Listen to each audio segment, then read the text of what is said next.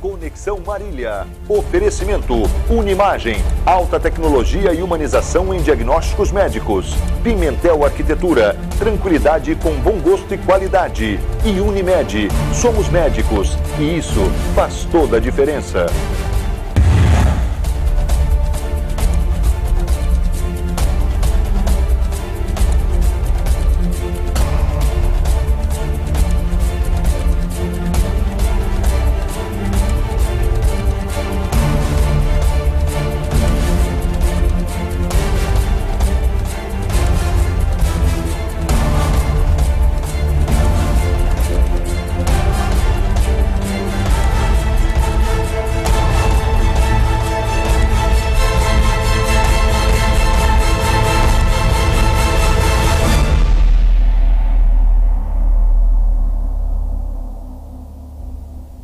Olá, muito boa tarde. Estamos começando mais uma edição do Conexão, edição especial deste sábado, falando sobre educação, já que acontece em Marília a primeira edição do FREPOP, que é o Fórum de Educação Popular, um assunto muito bacana que a gente vai ter o privilégio de conversar aqui com a gente da melhor qualidade nessa tarde aqui ao vivo em Marília. E você, claro, acompanha aí da sua casa, meu querido telespectador. Nós temos a honra de receber aqui o professor José Pacheco, que é criador da Escola da Ponte, ele que é de Portugal e vai falar para a gente um pouco sobre a Escola da Ponte. Márcio Cruz, que é presidente da ONG FREPOP, ele está conosco aqui também, e a secretária da Educação de Marília, professora Fabiana Cruvinel. Muito boa tarde aos três, é uma honra tê-los aqui no programa Conexão.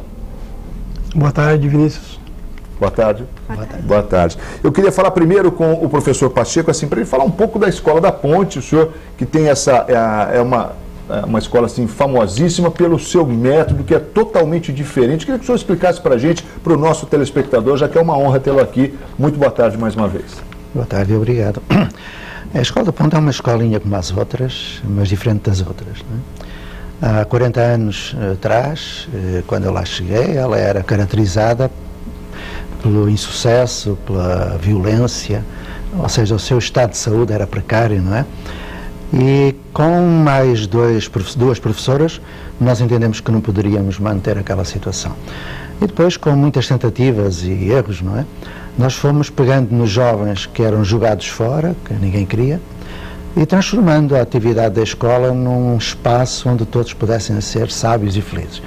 E acabamos por modificar uma cidade. A Escola da Ponte, que é uma escola de rede pública, acabou por modificar uma cidade ao ponto de eu ter sido prefeito da cidade, através da escola. E, portanto, houve ali todo um processo de desenvolvimento que hoje se reflete no Brasil. Eu estou no Brasil, andei 10 anos tentando entender este país. Eu também compreendi que a educação do país está pouco saudável, não é? E hoje estou envolvido num novo projeto, numa escola brasileira. Eu estou a tentar fugir à Ponte, porque ela é portuguesa, não é? Mas poderei responder alguma coisa em relação à Ponte, mas prefiro falar do Brasil. Então estou envolvido num projeto, neste caso como voluntário, onde a Ponte não é replicada, não há repetições de nada, cada escola é um caso diferente, mas onde a situação é semelhante. É uma escola brasileira, como eu disse, entre 3 favelas de extrema violência, que recebeu jovens jogados fora das escolas, tal qual a Ponte há 40 anos, e que hoje não tem problemas em disciplina, a comunidade está lá dentro, toda a criança aprende e aprende bem. O que é que eu quero dizer com isto, não é? Pergunta retórica, é que não é forçoso que o Brasil tenha 30 milhões de analfabetos, ou que o sistema desperdice 56 bilhões de reais por ano, ou que haja necessidade de classes de reforço, ou EJA, ou que haja desperdício, não é? O João Cabral de Melo Neto tem uma frase de 1950 ou 60 que, digamos, que representa a ideia que o Brasil da educação hoje deixa transparecer. Ele diz que as escolas brasileiras são como usinas que engolem gente e vomitam bagaço. Isso não quer dizer que não tenha bons professores, quer dizer que o modo como funciona está errado. Temos hoje alunos do século XXI a serem ensinados por professores do século XX com um modelo do século XIX. Não pode dar certo. Foi isso que aconteceu na Ponte. Quando nós compreendemos que estava errado, tudo mudou. E mudou sem fazer da criança cobaia, com muito respeito pela infância e pela juventude. Mas mudou. Então, se lá foi possível dar a todos condições de serem sábios e felizes, por que é que se continua a investir em políticas de desperdício? tanto em Portugal como no Brasil. Professor, o senhor frisou dessa questão da sua participação numa escola brasileira agora e tal, mas eu ainda queria mencionar um pouco a questão da Escola da Ponte, assim, para entender principalmente essa questão, que eu acho que é um aspecto importante, que é essa questão de não ter séries, o professor não ser responsável por determinada disciplina e tal. Como é que é possível isso? Aliás, eu penso que isso está extremamente correto, porque eu também nunca provei esse modelo de escola, mas enfim, mas vai contra tudo aquilo que a gente tem aí, né? Surpreendentemente, mas o Albert Einstein tem uma frase, também de há uns anos atrás, que ele disse que é sinal de loucura insistir naquilo que não dá certo. Então, eu penso que os nossos governantes estão perto da loucura, porque continuam a patrocinar um modelo de ensino que não funciona.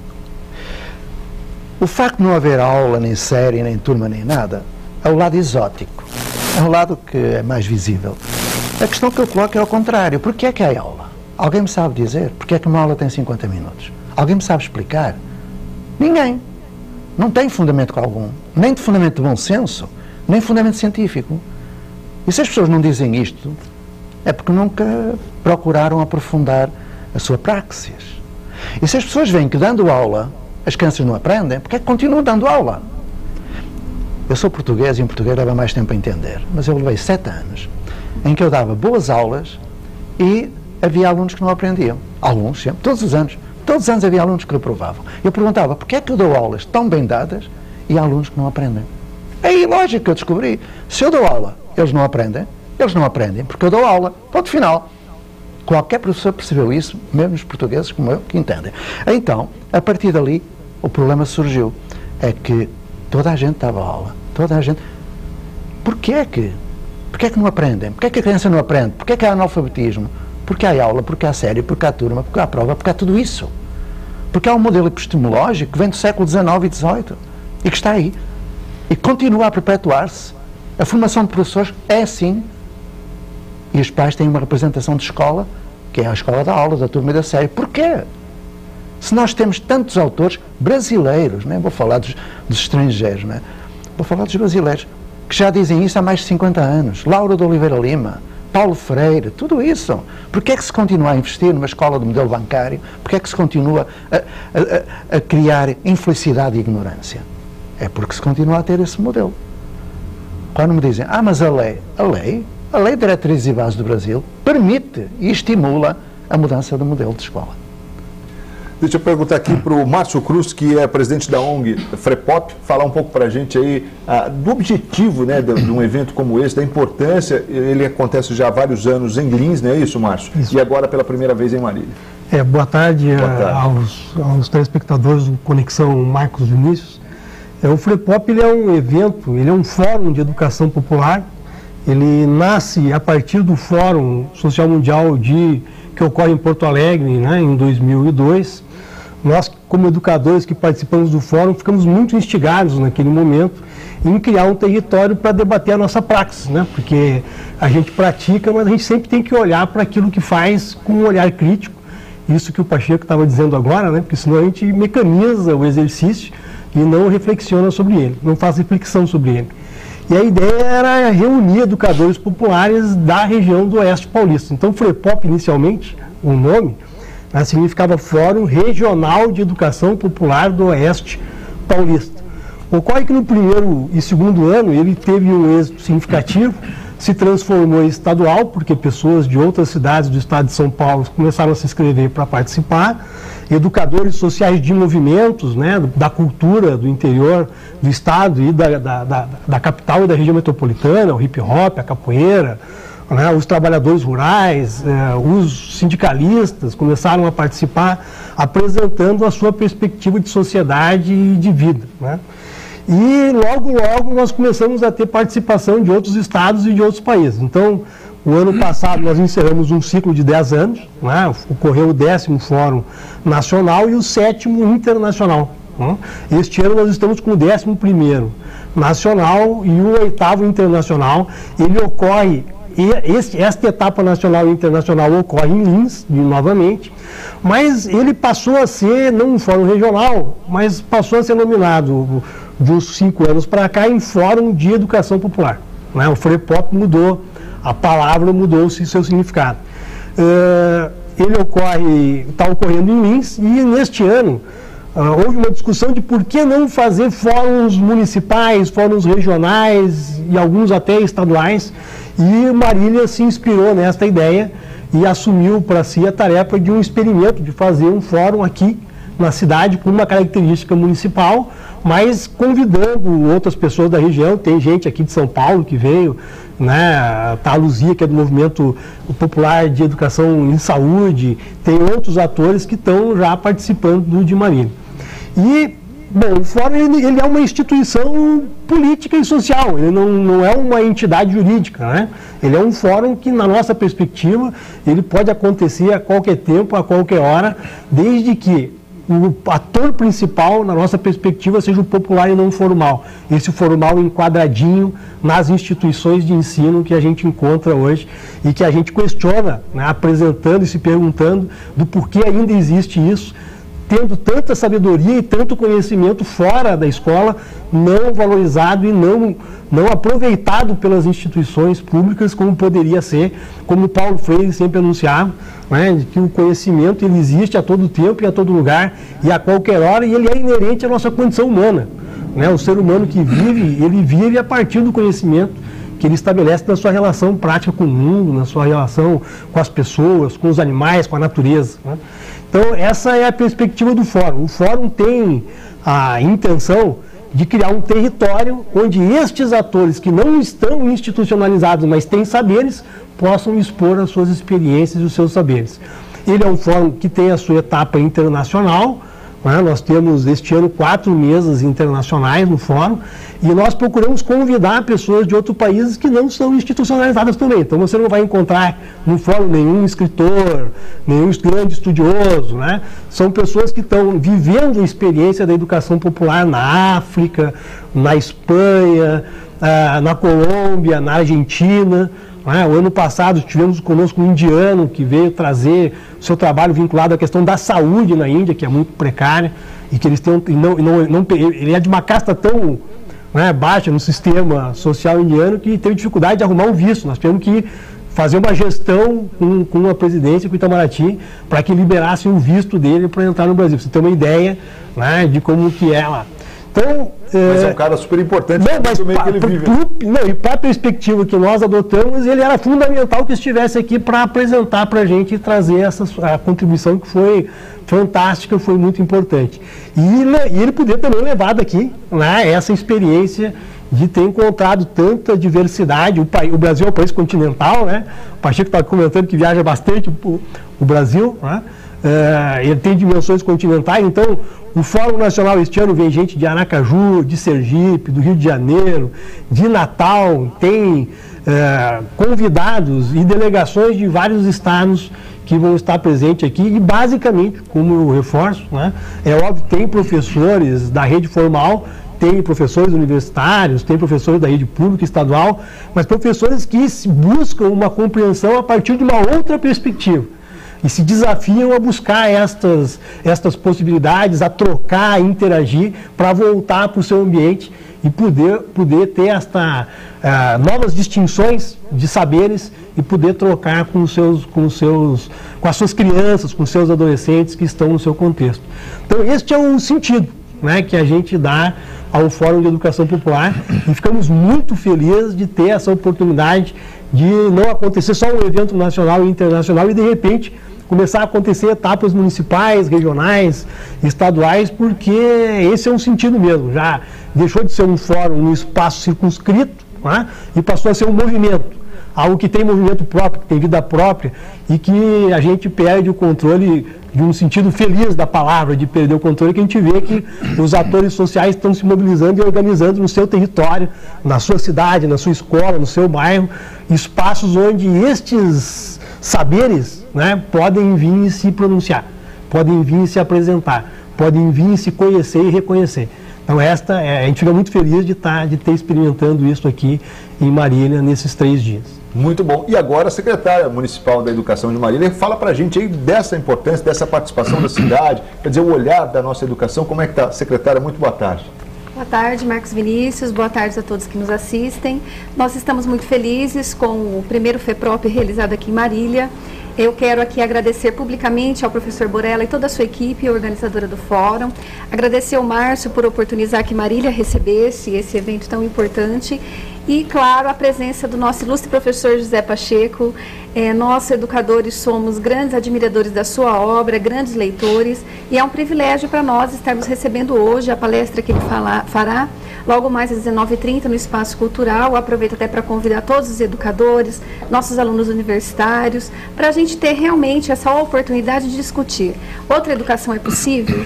É possível uma educação, como o professor Pacheco acabou aqui de mencionar, adultos do século XX, ensinando para jovens do século XXI, mas com métodos que não sejam do século XIX. Acho que esse é o nosso grande desafio.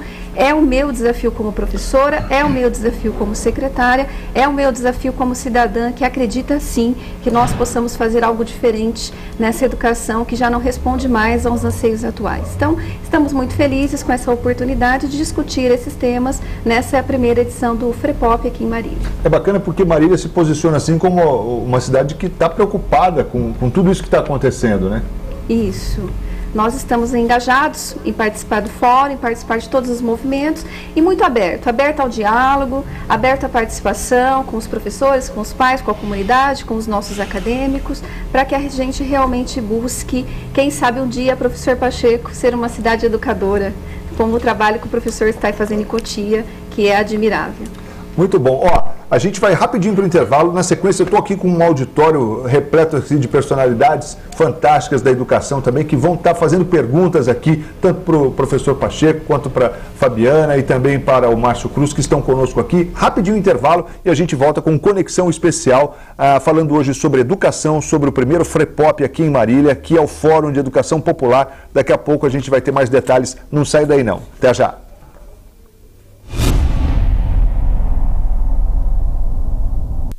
Alta tecnologia em ressonância magnética. Rosbir Salada Grill, na Praça de Alimentação do Esmeralda Shopping. 3454-5109.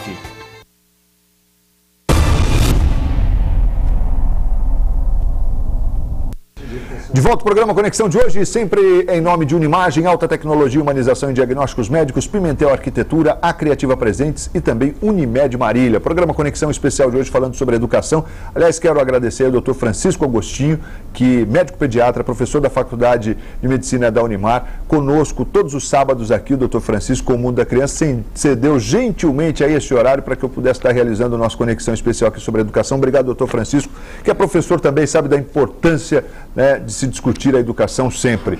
A gente tem aqui agora a honra de apresentar a Vanilda Gonçalves, que faz parte da organização do evento, a Vanilda Gonçalves. Vamos mostrar lá, pessoal, como é que agora ficou bem perdido aqui, né? Pode ir com a outra lá, pode ir com a outra. Fica tranquilo, meu querido. Pode ir lá tranquilamente, vamos sem estresse. A Vanilda Gonçalves faz parte da organização do evento, está por aqui também, ao lado ali, o meu amigo Marcos Merchan, que é do COPEM, o Tiago Volo, que é pedagogo, e o Orion Ferreira, que é coordenador da Fajopa. Muito obrigado a todos aí pela presença aqui, ilustrando e engrandecendo aqui o nosso programa de hoje. E eu passo a palavra para a Vanilda, para ela fazer a pergunta. Você vai direcionar a sua pergunta para quem? Vamos sabatinar aqui essas feras. Diga lá, Vanilda, boa tarde. Boa tarde a todos, ouvintes do programa.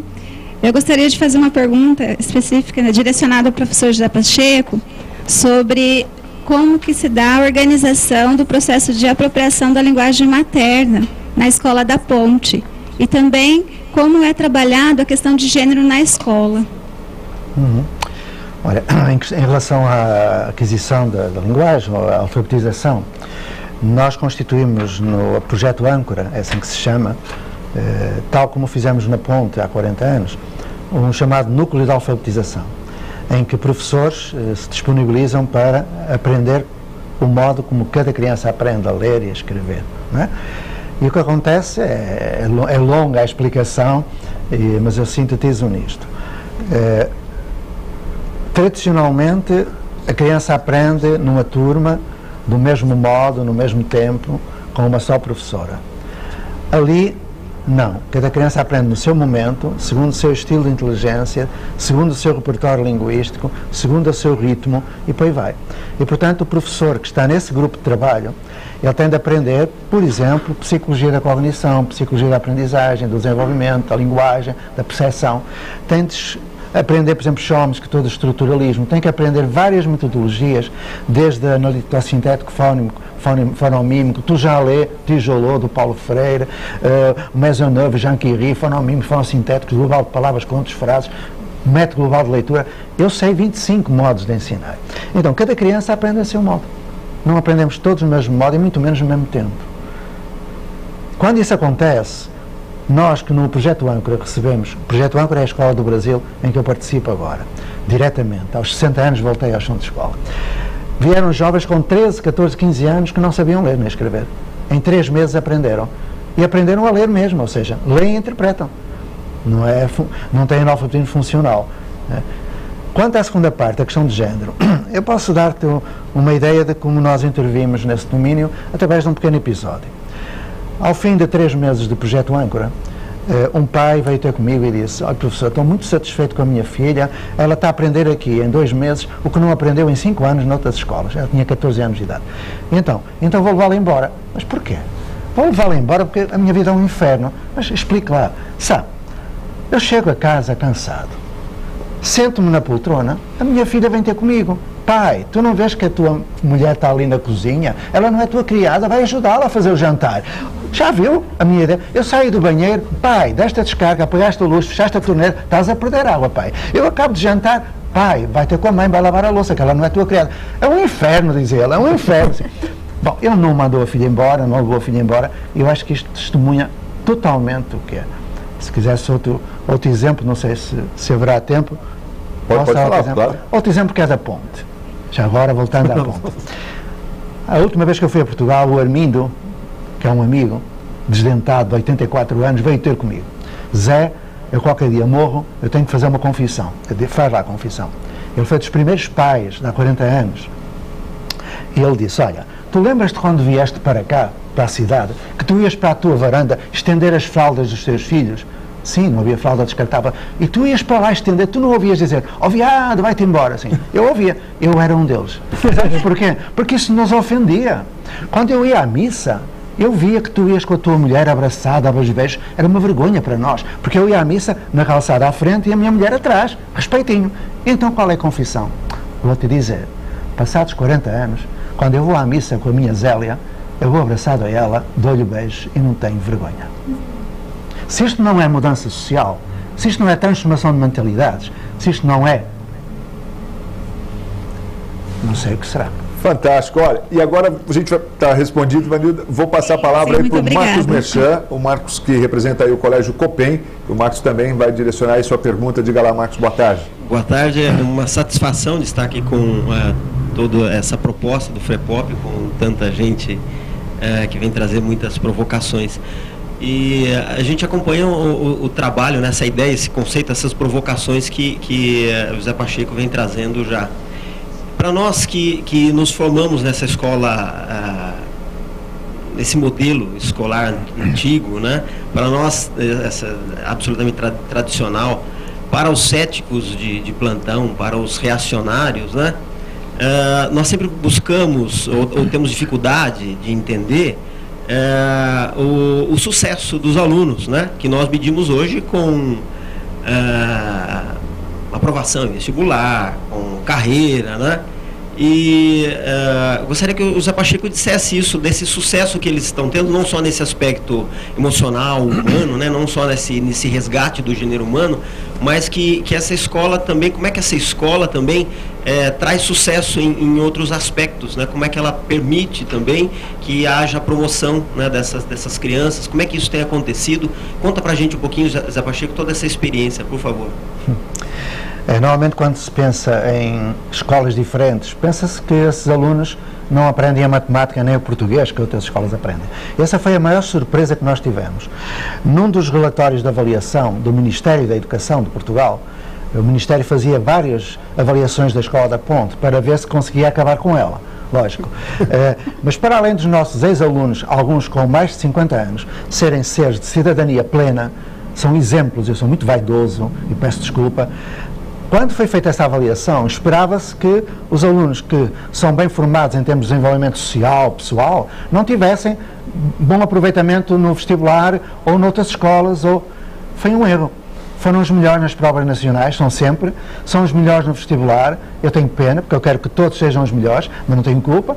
E são pessoas que não fazem prova. Como é que se explica que alunos que não fazem prova na escola sejam os melhores nas provas nacionais? Alguém me explica isso? Nós sabemos porquê. Então foi uma surpresa muito grande. E isso nos deu, digamos, garantias de que o Ministério nos deixaria em paz. Pelos vistos agora, ao fim de 40 anos, deixou-nos andar, porque está lá, né? Ninguém pode, é incontornável, existe, prova que é possível. E não é modelo para ninguém. Cada escola é o seu modelo, só que é possível, a utopia é realizável. O que aconteceu foi muito simples. Quando nós compreendemos que o modelo de trabalho não servia a todos, porque havia muita gente que não aprendia, para nós foi terrível. Quando eu percebi que não devia dar aula, o chão fugiu-me debaixo dos pés. Essa angústia, que eu não sabia fazer mais nada se não dar aula. O que nós fizemos foi respeitar os professores que não queriam mudar, respeito por quem não quer, e avançamos para aquilo que era preciso fazer-se. Porque quem toma consciência de que o modo como faz está errado e continua a fazê-lo, é criminoso. Então nós não podíamos. Eu pensei em mudar de profissão, inclusive, mas tive sorte de encontrar uma equipe. Então o que aconteceu foi que tivemos uma equipe, um quadro de valores, porque escolas são pessoas, não são edifícios. Escolas são pessoas, são valores, é uma ideia de humanidade, uma ideia de pessoa posta num projeto. Então o professor não ensina aquilo que diz, um professor transmite aquilo que é. E nós assumimos valores que transmitimos, valores de uma nova sociedade. E aconteceu. Porquê é que não acontece noutros lugares? Porquê é que continua a financiar-se o que é desperdício? É essa a minha pergunta. E que me deixa assim, como já viram, muito emocionado, porque estou velho, ver a eternidade a aproximar-se e continuar essa desgraça que nós vemos por aí, não é? Vamos lá ver. Não olhar para a ponte como modelo, porque não é. Não olhar para o projeto âncora como modelo, porque não há modelos em lado algum. Mas pelo menos, open your mind, abrir a cabeça das pessoas que decidem. Eu gosto de ouvir a Fabiana falar, como muitos outros secretários. Tenho muitos amigos secretários de educação, onde estão a decorrer projetos no Brasil de grande mudança. Vai ser uma surpresa em novembro, depois eu, se tiver tempo, explicarei. Porquê? Porque são pessoas atentas e que responsavelmente agiram com coragem e deram a oportunidade de mudança. Aqui em Marília eu tenho mais uma razão para estar. Há pouco estava a conversar, eu sou cidadão honorário de Brasília. Desde, creio, 2013 a 2004, tive a honra de receber as chaves da cidade e o diploma, e eu não fiz nada por esta cidade. Então espero que agora, com a Fabiana e com toda a gente que aqui está, este português frágil possa ser útil. Fazendo o quê? Mudando as escolas, logicamente. Com os professores que temos, é possível. Muito bom.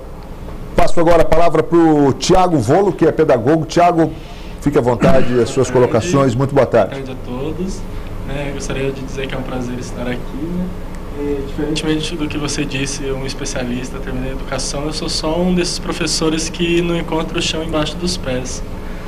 E lendo um pouco sobre a Escola da Ponte, mais especificamente no livro organizado por Rui Trindade e outros, eu queria saber um pouco sobre o que diz a respeito da reinvenção do ofício do ser aluno, isso diz respeito ao quê? Qual que é essa nova postura do professor perante ao aluno e do aluno perante ao processo de aquisição da cultura como um todo? Olha, eu vou ser muito breve, também gostaria de ouvir os nossos companheiros aqui da mesa. Posso dizer-te que essa ideia da reinvenção do ofício do aluno não é nova, ela vem já dos movimentos de escola nova, vem de Leon Tolstói, do século XIX, ela vem no sentido de que a criança é um ser com dignidade. A criança, antes de nascer, aos 7 meses, ela já é sensível ao som, já está a aprender. É considerar que a criança, como ser em desenvolvimento, ela é capaz de aprender. Aprender é inevitável. Depende dos contextos onde se aprende. E que ensinar é quase impossível, porque ninguém dá de beber a um cavalo quando o cavalo não tem sede.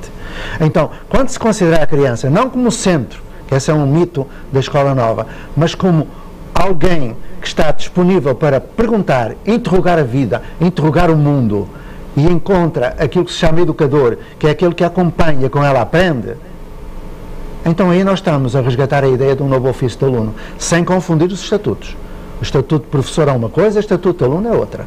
Por isso é que há complementaridade na simetria.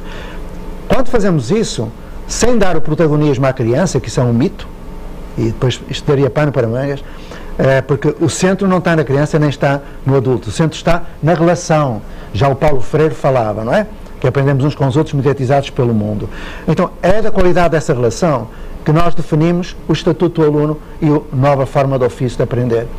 Então, para nós, o aluno não tem que estar distribuído em cartesianas segmentações. Ensino infantil, Fundamental 1, Fundamental 2, não tem qualquer razão de existir isso. Nem ensino médio, nem ensino superior. Se há um ensino superior, deve haver um ensino inferior. Eu não conheço. Então, nós temos aqui uma realidade. É que se vai segmentar a infância, como se segmenta a juventude e como se faz a catização de terceira idade.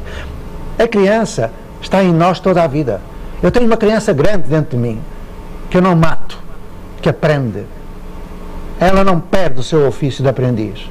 Porquê? Porque a pessoa tem que se refazer, tem que mudar a sua cultura pessoal e profissional. E aí, quem mata a criança grande não fica adulta, adultera-se. Pronto. Então o estatuto é um de aprendizagem permanente, seja ela formal ou informal, que nós não temos fronteiras nesse capítulo. Mas eu depois mando-te um livrinho para a internet para tu leres o resto. Legal. Vou passar a palavra agora para o Orion Ferreira, que é coordenador da FAJOPA e também está aqui com a gente. Muito boa tarde, Orion. Boa tarde. Para mim é uma alegria muito grande estar aqui com todos vocês, discutindo um tema assim tão relevante para a sociedade, que é o tema da educação. A minha formação é em filosofia e eu estou percebendo que esses debates assim aguçam o nosso espírito filosófico. E eu queria fazer uma pergunta para os três aí. Vocês falando, eu me lembrei aqui de Platão, né? No livro 8 da República, Platão diz: o papel da educação é a conversão da alma. Esse é o papel da educação. Conversão entendida aqui como uma mudança, né? E pelas leituras que nós tivemos, acompanhando os trabalhos assim do professor Pacheco, o trabalho exercido pela Escola da Ponte, o que nós percebemos é exatamente isso, né? A escola propõe uma mudança, ela propõe desconstruir um modelo que na verdade é tecnicista, um modelo baseado apenas numa formação unilateral que vai do professor para o aluno. Ela propõe desconstruir esse modelo de educação baseado apenas no aluno como sendo um depósito de informação, mas ela passa a ser uma educação onde há uma interação, uma educação onde é valorizado alguns aspectos da vida que não só o aspecto racional, né? Já dizia Spinoza, o homem também é paixão. O homem não é só razão. E aí a pergunta é exatamente essa: como é possível desconstruir uma ideologia tão arraigada? Olha, quantos séculos que nós temos um modelo de educação linear, um modelo de educação onde se pretende apenas valorizar a transmissão da informação e não valoriza os aspectos emocionais, não analisa os aspectos, não valoriza os aspectos até mesmo espirituais dos alunos. A gente sabe o debate aí que nós tivemos acalorado no Brasil com a implantação ou não implantação do ensino religioso no Brasil. Então, ou seja, o que a gente percebe é que ainda a educação não valoriza outros aspectos da vida humana. Então, professor, eu gostaria de perguntar a todos também, como desconstruir essa ideologia tão tecnicista? E como, assim, fazer emergir uma perspectiva diferente, como dizia Platão, uma educação que realmente tenha por empenho a conversão da alma. Obrigado. Obrigado. Fique à vontade. Bom, então, queria muito agradecer a oportunidade. A pergunta é bastante pertinente, porque você remonta a um período da história da humanidade em que nós estamos profundamente marcados com ele, apesar de ter passado 2.500 anos e tanto. Né? O padrão da ciência já não é mais metafísico, mas o padrão de comportamento nosso ainda é bastante marcado, né, pela ideia de que as pessoas são, pela ideia de que existe uma verdade numa pessoa que é. Né? E o Freire dizia, ninguém é, a gente está sendo o tempo inteiro. Né? O ser humano é um ser aprendiz por natureza, ele aprende o tempo inteiro. O Pacheco acabou de mencionar uma coisa que a gente já ouviu em algum lugar da vida, mas que sempre que se repete a afirmação, ela